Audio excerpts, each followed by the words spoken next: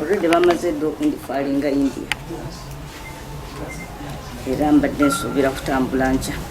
Nambozi agamba nti essimu emuyita ku poliisi emusanze mu ddwaliro Mukono gye yasuze ng'avudde ku poliisi y'e Naggalama olunaku lw'eggulo.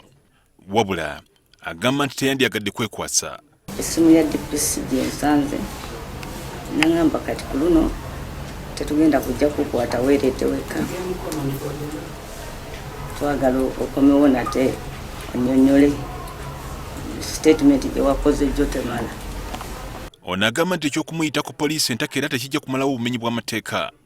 In fact ebikolwa nga bino bigenda kwongera insecurity kuba kati abatemu batudde eri baseka tekijja abanoonya kati banoonya ffe okozesa embeera ey'ennaku bweti ate okugikoleramu ebyobufuzi.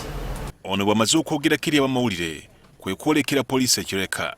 Abadde wamu n'akulira oludda oluwabula gavumenti mu paalamenti Winnie Kiza abadde azze okumulabako. Munnamateeka we Erias Lukwago muwondedde okulaba bwe gubadde.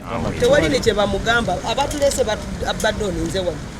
Twogedde ku nnakulira oludda oluwabula gavumenti ssaako n'omubaka Muwanga Kivumbi be tusanze ekireka. Twaze n'omukyalo wa CID n'atuleeta wano, of course she was doing her job, atujje mu kitundu kye atuleete wano ku SIU naye tutuuse wano tewali atufaako. Naye tujja kuba wano mupaka nga tulaba munnaffe nga bamujje mu kkomera lino lye bamutaddemu babagala tusiba ffenna batusibe wetuli. Leero onyigiriza Namboze enkya bajja kunyigiriza omupoliisi yennyini kwata eryali yali amanyi nti bakaleke nti Nixon nti Kayihura senga Nalufenya tetwagirwanirira kuvaawo senga kati wetwogerera nabo bali Nalufe senga nabo bali Nalufenya.